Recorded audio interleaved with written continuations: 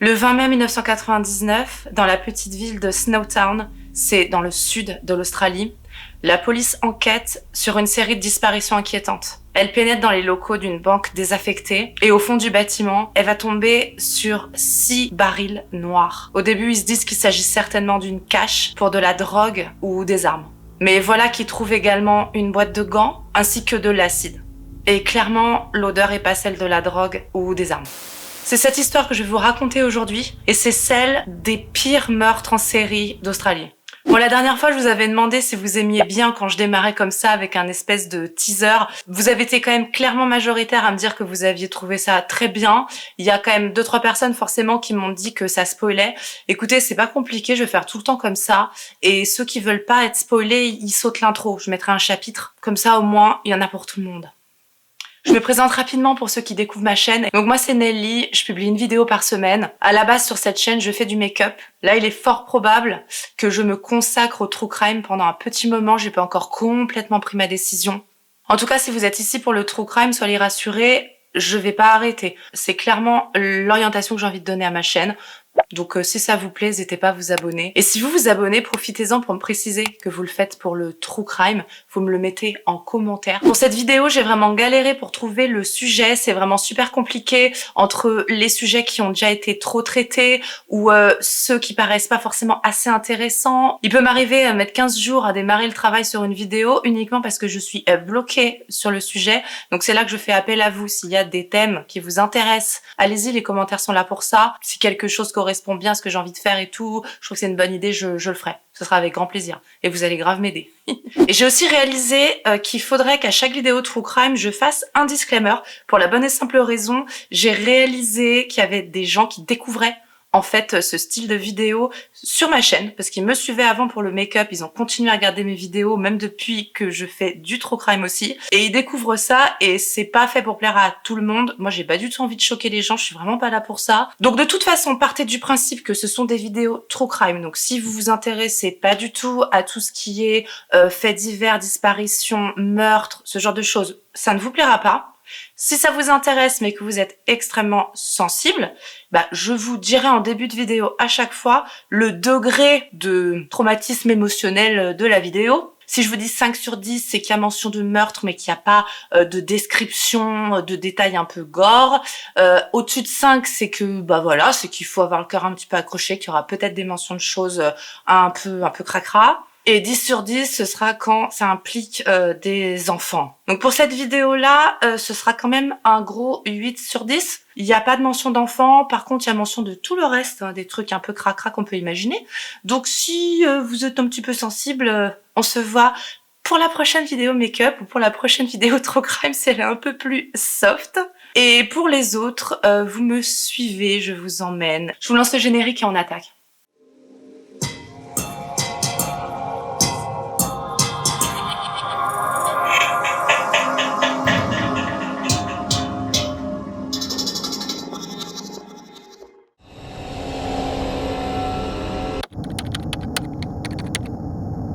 Tout commence à Adélaïde, c'est une très grande ville de plus d'1 million d'habitants sur la côte sud de l'Australie. Il y a un élément qui va tout enclencher, c'est la double disparition de Clinton Tresize et Barry Lane. C'est un couple d'homosexuels. Clinton Tresize, c'est un jeune homme de 22 ans avec un passé très difficile dans l'enfance qui a été baladé de foyer en foyer. Et Barry Lane, c'est vraiment pas du tout le même personnage. Il a 42 ans, il est très excentrique, il se travestit parfois, se fait appeler Vanessa, mais surtout, c'est un pédophile qui a déjà été condamné. Clinton Tresize, il est porté disparu en 1995, alors que ça fait déjà 3 ans qu'il donne plus de nouvelles. Et lorsque Barry Lane disparaît aussi, les policiers, ils sont alors en train de rouvrir d'anciens dossiers de disparition.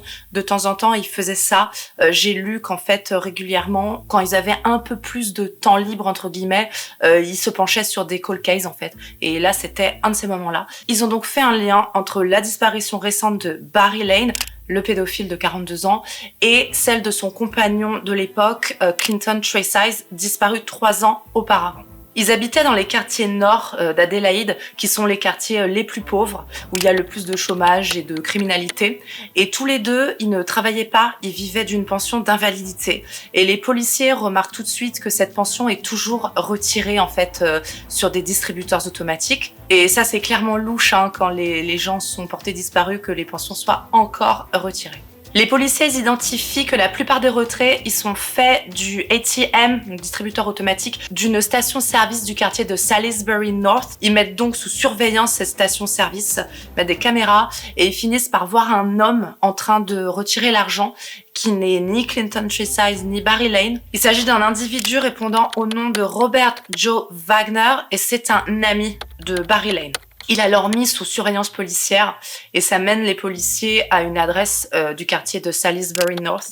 C'est le 203 Waterloo Corner et c'est l'adresse d'un certain John Bunting. Bunting, c'est un homme d'une trentaine d'années. Il est né en 66 à Adélaïde. Alors lui, il a grandi à Anala, c'est une petite ville de la banlieue de Brisbane. C'est une autre très grosse ville, mais cette fois-ci sur la côte est de l'Australie. Donc lui, il a eu une enfance sans problème, a priori, parents aimants, travailleurs. Sauf que très rapidement, il a des comportements qui ont été identifiés comme problématiques, puisqu'il s'amusait tout jeune à tuer des insectes, et puis en grandissant, des animaux de plus en plus gros. Il a aussi développé un intérêt pour le nazisme, et il a été abusé sexuellement par un ami d'un de ses frères quand il était jeune. Robert Joe Wagner, donc le premier homme qui a été suivi par la police suite au retrait sur le compte de Barry Lane, il a lui aussi été agressé sexuellement étant jeune. Et c'est ça, en fait, à la base qui les a rapprochés. Et Bunting, c'était quelqu'un de très charismatique et il se trouve que Robert Wagner, il est un peu tombé sous son charme et ils ont fini par énormément traîner ensemble dans ce fameux quartier de Salisbury North, quartier défavorisé d'Adélaïde. Aucun des deux hommes n'a de passé criminel. Le 25 novembre 1998, il y a l'enquête qui va s'accélérer un peu avec la réouverture d'un autre dossier de disparition, c'est celui de Elizabeth Hayden. Elle a été déclarée disparue par son frère et lorsque la police commence à enquêter, se rend chez elle, peut discuter avec son mari, un certain Mark Hayden, qui va leur raconter qu'en fait ils sont plus ensemble, qu'elle est partie et qu'au moment où elle a quitté le foyer, elle recevait régulièrement la visite d'un homme, un certain John Bunting. Mark et Elizabeth Hayden, ce sont deux individus qui rencontrent des difficultés intellectuelles, ils sont assez limités. Ils vivent donc dans ce quartier défavorisé de Salisbury North à Adélaïde. Ils vivent dans une certaine précarité, ils ne travaillent pas, vivent de pension. En réalisant l'enquête de voisinage, donc en allant faire du porte-à-porte, en demandant aux voisins s'ils ont vu des choses en lien avec la disparition d'Elizabeth, les policiers vont apprendre qu'il y a une camionnette Land Cruiser qui a été vue garée devant chez les Hayden et que deux hommes ont été vus en train de remplir cette camionnette avec de gros sacs poubelles. Et ces deux hommes correspondent au signalement, je vous le donne en mille, de Robert Wagner et John Bunting. En creusant un peu, les policiers vont finir par apprendre que John Bunting s'était devenu un ami proche du couple Hayden, mais qu'il trouvait Elizabeth irritante. Et par contre, Mark, lui, était vraiment tombé sous son charme, un peu comme Robert Wagner. Bunting, c'était vraiment quelqu'un de charismatique, a priori. Et pareil, ce type-là, Hayden, a fini par traîner énormément avec lui, etc. Avec lui et Wagner, donc. Lorsque Bunting et Wagner sont interrogés à propos de la camionnette, ils donnent tous les deux des versions complètement différentes. Donc on sent bien qu'il y a du mytho dans l'air. Et là, c'est vraiment la priorité des enquêteurs de retrouver la camionnette Land Cruiser. Parce que ils savent bien qu'elle a un rapport avec la disparition d'Elizabeth Hayden. À peu près à la même époque, en 96, il y a une autre disparition qui a lieu, c'est celle de Susan Allen. C'est une femme de 47 ans qui était une ancienne maîtresse de John Bunting. Et un peu plus tard, en février 99, il y a cette disparition, celle de Susan Allen, ainsi que les trois dont on vient de parler, c'est-à-dire celle de Barry Lane et Clinton Tresize, ainsi que celle de Elizabeth Hayden. Toutes ces disparitions-là sont classées Major Crimes. Et ça, en fait, c'est important parce que ça permet à la police de débloquer plus de ressources pour mener l'enquête.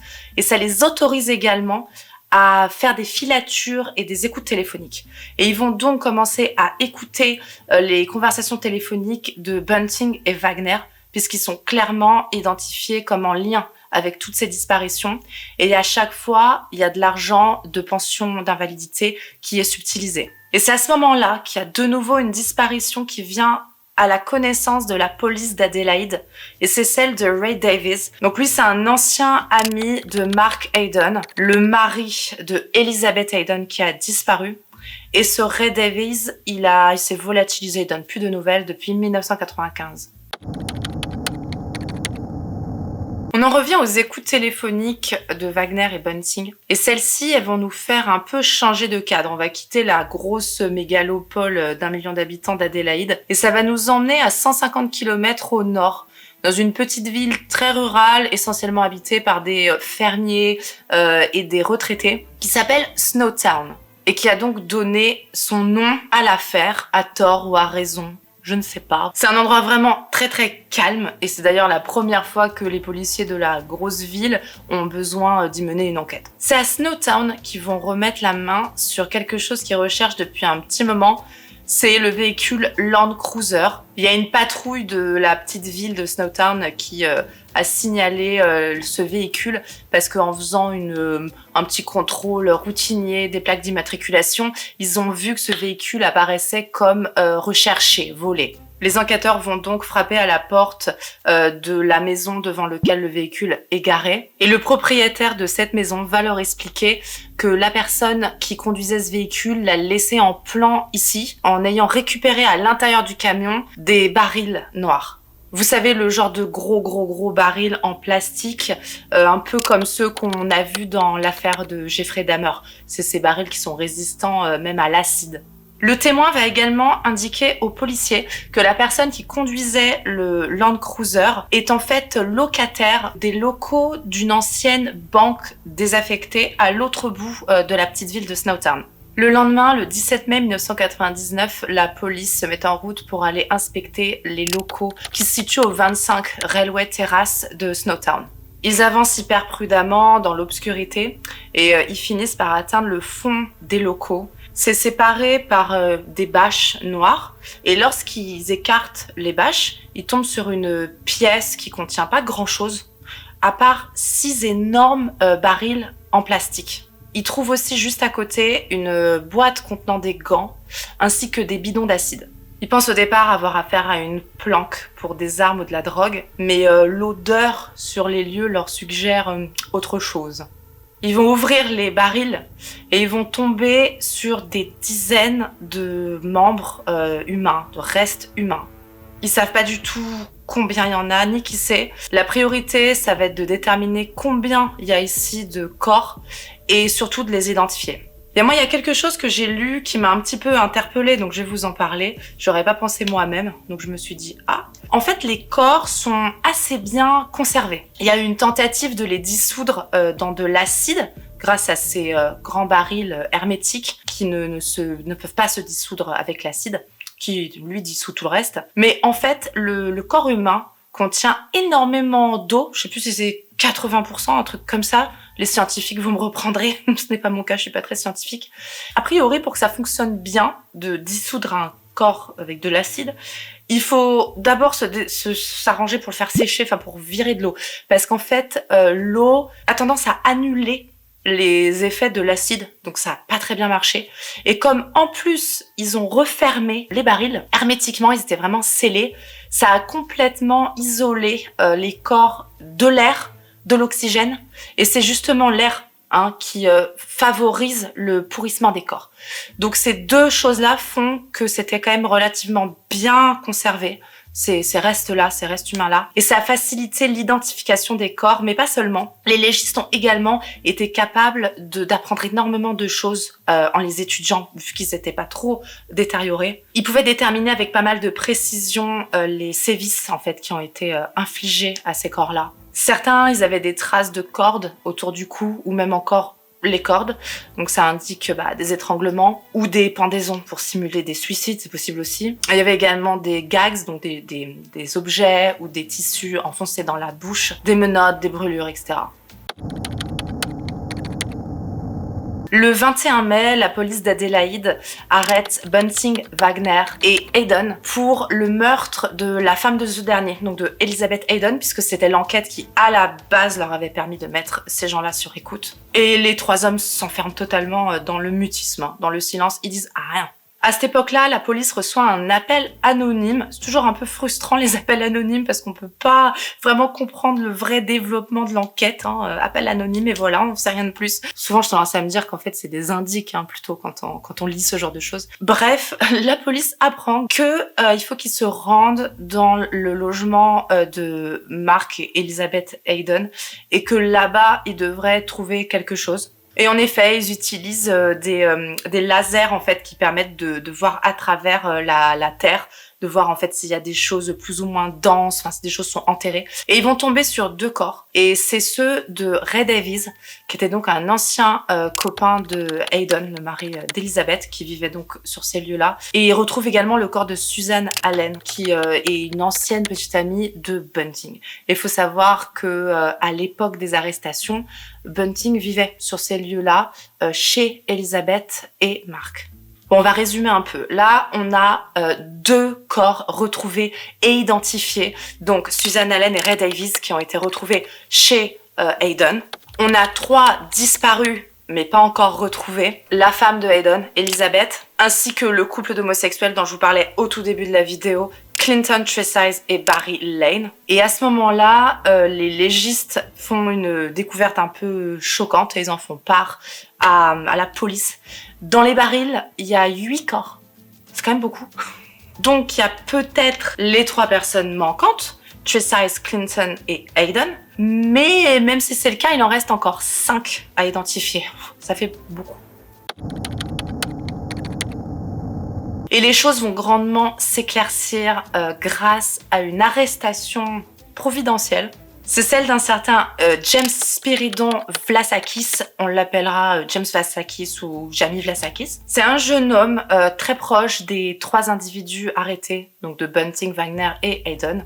Alors lui, c'est un jeune vraiment complètement paumé, hyper fragile, victime d'abus sexuels par son père. Et quand il va rencontrer Bunting, il va s'ouvrir à lui à propos de ça. Et c'est vraiment quelque chose qui va les lier, puisque je vous avais dit que Bunting, lui aussi, a subi des abus sexuels, comme Wagner d'ailleurs. Et ça va énormément les souder. Réciproquement, ils vont s'attacher l'un à l'autre. Donc autant le jeune Vlasakis va vraiment voir Bunting comme un sauveur, comme un pilier, limite un père de substitution. Mais aussi dans l'autre sens, Bunting va beaucoup s'attacher à Vlasakis. Et dès que Vlasakis lui racontera quelque chose, il va toujours le prendre très à cœur et vouloir le défendre, etc. Auprès des policiers, Vlasakis va s'épancher très longuement. Il y aura plus de 2000 pages de déposition. Il va raconter absolument tout ce qui s'est passé sur les 8 dernières années, donc toute la période où il a été auprès de Bunting et des autres. Et ce qui va beaucoup choquer l'opinion à l'époque, parce que bon, vous imaginez bien qu'il s'agit encore d'une affaire qui était très très couverte par les médias, c'était vraiment un très gros truc. Ce qui va beaucoup choquer, c'est que ce jeune homme qui a l'air très fragile et plutôt innocent, il va lui-même s'impliquer dans les meurtres en fait. Ce qui est super intéressant, c'est que dans ses dépositions, Vlasakis il va développer sur les motivations de Bunting et expliquer à chaque fois plus ou moins comment lui et ses comparses ont choisi les victimes en fait. Pourquoi ils ont jeté leur dévolu sur telle personne et pas une autre. Et là, je vais vous faire un résumé en fait de tout ce que Vlasakis a raconté aux policiers. La première victime, c'est Clinton Tresize. Il était âgé de 22 ans et lui, il a été ciblé probablement en raison de son homosexualité. Et comme je vous ai dit, beaucoup d'entre eux dans ce petit groupe-là, de fous furieux, on peut le dire, avaient malheureusement été eux-mêmes victimes d'abus sexuels, donc de pédophiles quand ils étaient jeunes. Ça les liait vraiment et ils avaient décidé de s'en prendre à des pédophiles. Et comme ils confondaient joyeusement pédophilie et homosexualité, ils s'en prenaient également aux homosexuels. Clinton Tresize, il faisait partie de leur entourage. Il allait même chez Bunting et un jour où il était chez John Bunting, celui-ci l'a attaqué par derrière avec un marteau et l'a tué. Il a eu un traumatisme crânien et il est mort. Le corps de Clinton Tresize, il avait été retrouvé en 94 dans une tombe de fortune, une petite tombe peu profonde, dans le quartier de Lower Light. Ils ont ensuite tué Ray Davies, qui était âgé de 26 ans. C'était un ancien copain de Hayden, parce qu'il le soupçonnait d'abus sexuels sur des enfants. Fin 96, ça a ensuite été au tour de Susan Allen, une ancienne petite amie de Bunting. Pour elle, on sait peu de choses. On sait que sa pension d'invalidité a été détournée à hauteur de 17 000 € et que son corps il a été retrouvé enterré dans le jardin de Mark Hayden avec le corps de la victime précédente, Ray Davies. Ensuite, toutes les autres victimes dont je vais vous parler, ce sont celles dites les victimes des barils. Elles ont été retrouvées dans les barils à Snowtown, dans les locaux de la banque désaffectée. Il y a d'abord Michael Gardiner.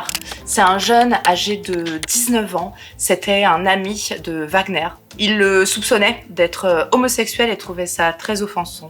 Et il l'a tué en septembre 97 parce que les meurtres, c'est moins offensant a priori pour lui.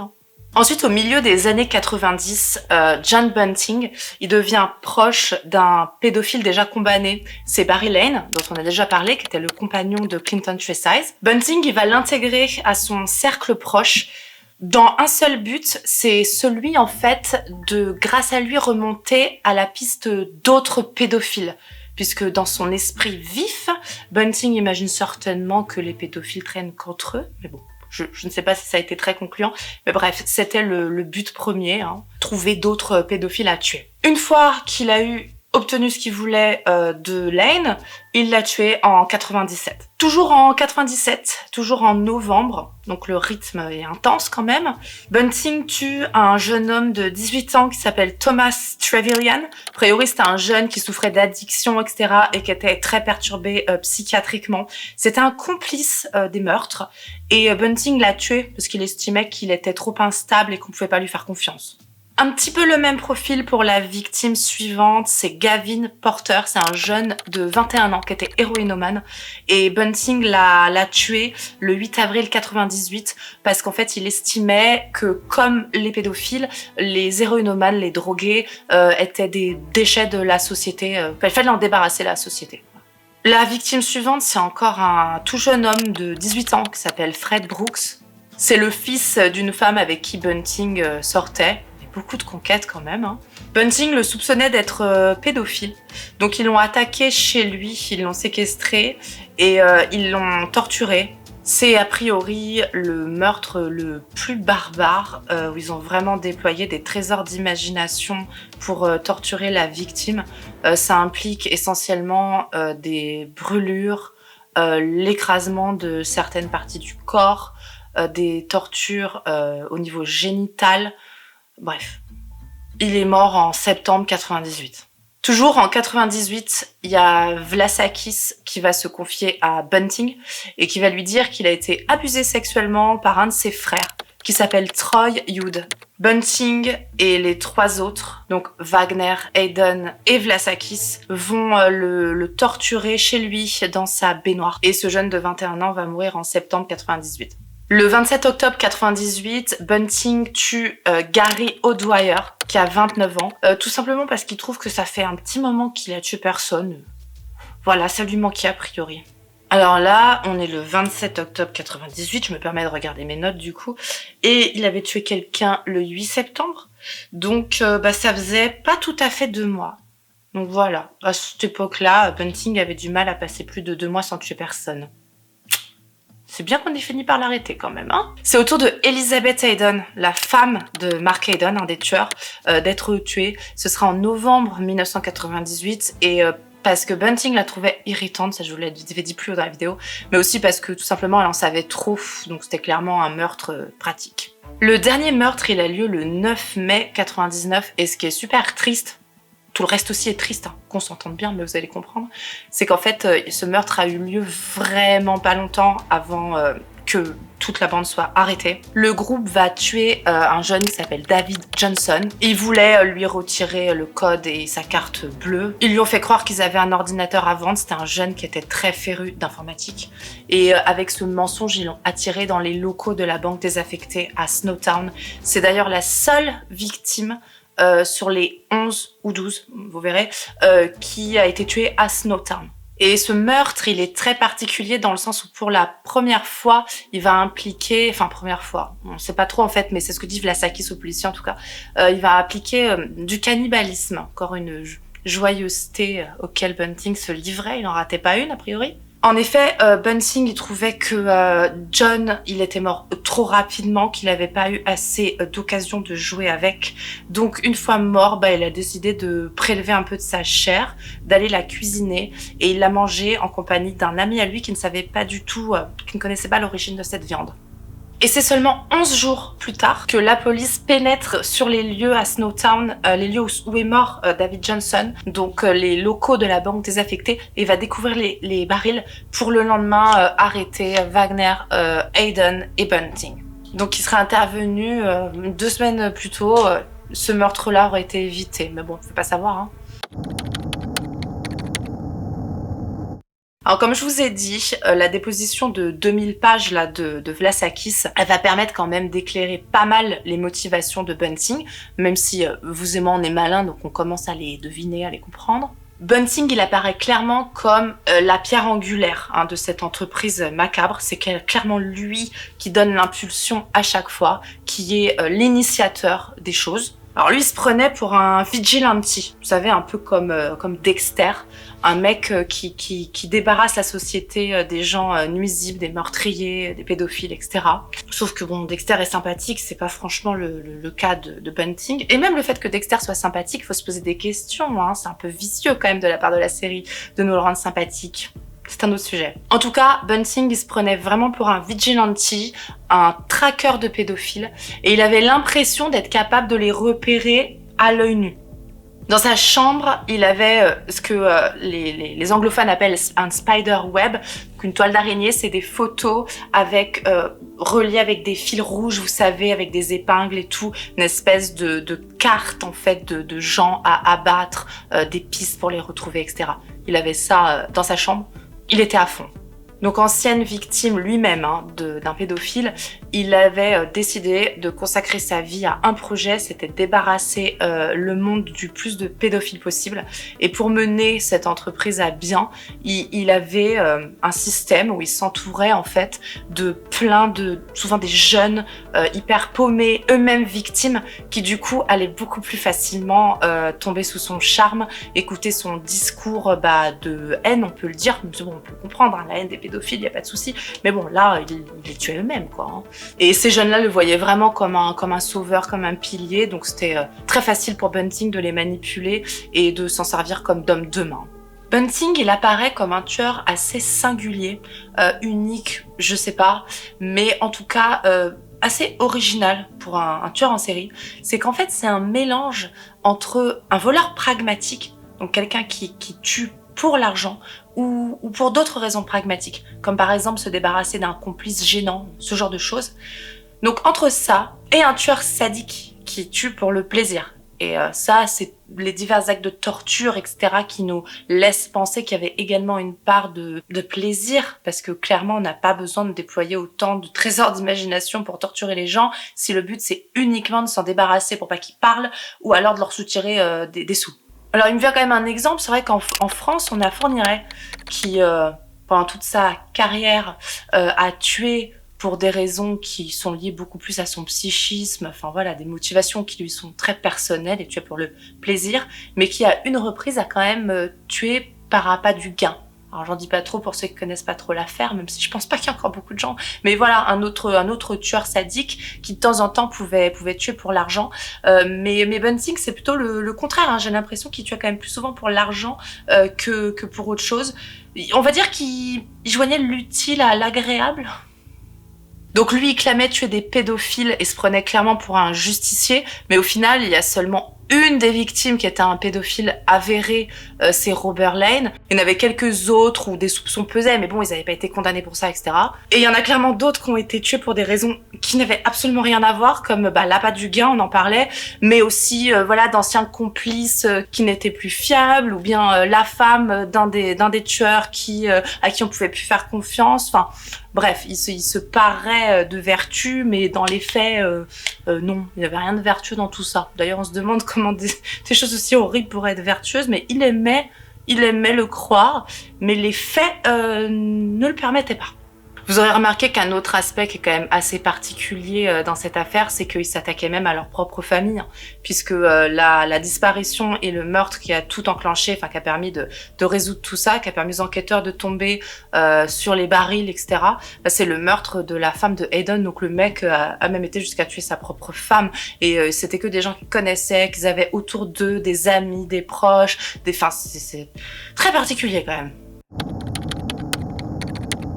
En décembre 2000, il y a une audience préliminaire qui se tient avec 70 témoins.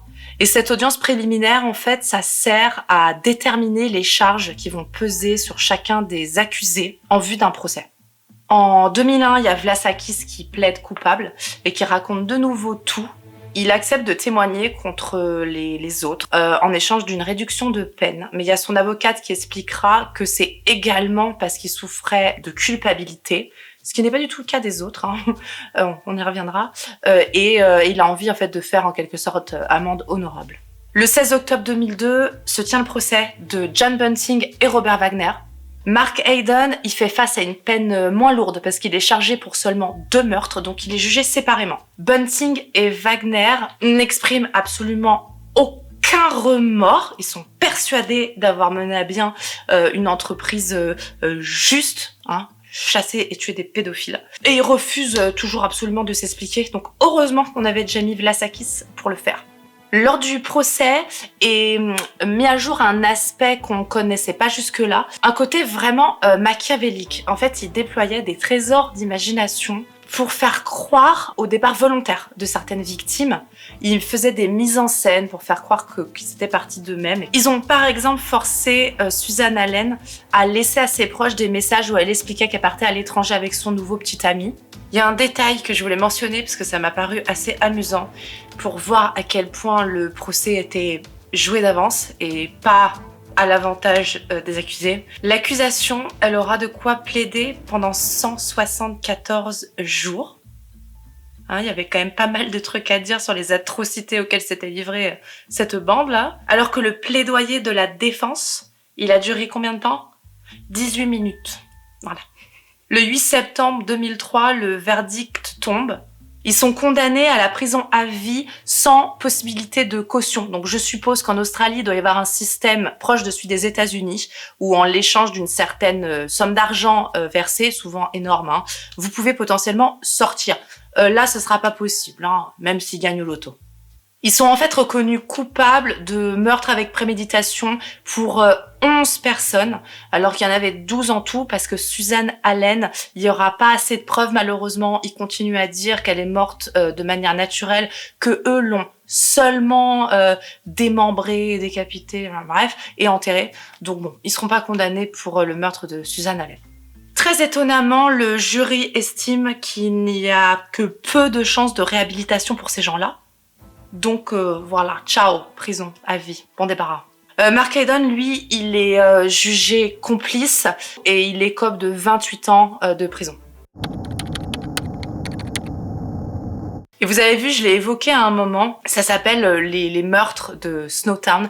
Il y a d'ailleurs eu un très bon film, hein. C'est un film que je vous conseille, qui est assez contemplatif, assez lent, donc faut aimer ce genre. Mais il est très bon, il est assez dérangeant aussi, hein. Il est excellent et je l'ai vu il y a peut-être 2-3 ans et ça trottait dans un petit coin de ma tête. J'avais bien envie de faire cette vidéo à cause de ça, enfin grâce au film. Et ça s'appelle Les meurtres de Snowdown, c'est le nom de l'affaire. Les tueurs au baril ou les meurtres de Snowtown. Ce qui est un peu injuste, un peu triste, c'est qu'au final, à Snowtown, il s'est pas passé grand-chose, hein.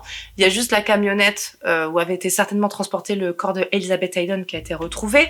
Il y a aussi l'affaire qui a connu son dénouement, puisque les flics ont trouvé les barils où ils étaient entreposés à Snowtown, mais il y a qu'une victime qui a été tuée sur place, le jeune John Davis à qui ils avaient tendu un piège en faisant croire à la chaîne d'ordinateur et sur lequel ils avaient fait du cannibalisme. Mais en définitive, ça aurait quand même pu s'appeler plus les meurtres de Salisbury North, par exemple, le quartier où tout se passait, où ces mecs-là traînaient tout le temps à Adélaïde, ou les meurtres d'Adélaïde. Enfin, je sais pas. En tout cas, c'est resté dans les annales comme ça. Et la ville en a énormément souffert. Parce qu'évidemment, comme d'habitude, je vous parlais dans la vidéo précédente, celle sur Fritz Anka, du tourisme morbide qu'il y a donc à Hambourg, au bar où il trouvait ses victimes. Bah là, c'était exactement pareil. Juste après l'affaire, il y avait énormément de gens qui venaient prendre des photos. Et là, je viens de lire une interview des gens qui ont racheté la banque, justement. Ça a été transformé en maison. Et ils disent que encore maintenant, régulièrement, ils ont des gens qui s'arrêtent devant chez eux pour prendre des photos et tout. Enfin, bon, bref, c'est... Et Snowtown a même considéré à un moment changer de nom, mais je crois pas que ça a été fait. Écoutez, on a fini. J'espère que vous avez aimé la vidéo. Si c'est le cas, vous n'oubliez pas de mettre le pouce, c'est important pour me soutenir. Si vous avez une petite pièce en trop qui traîne au fond du jean, vous pouvez aussi aller sur mon Utip. Je me suis fait un Utip. Je me suis dit pourquoi pas, écoutez, hein, je propose du contenu que certains estiment de qualité. Donc bon, je vous donne possibilité de me soutenir un peu concrètement. Mais si déjà vous abonnez et que vous likez la vidéo, franchement c'est cool. Si en plus vous me laissez 1 euro sur Utip, je serais trop contente. Il y a déjà une personne qui l'a fait. J'ai une Utipeuse, je suis trop contente. Et si elle est là, je sais pas si elle regarde la vidéo True Crime, mais si elle passe par là, je lui fais des bisous. Et moi je vous dis à la prochaine. Ciao!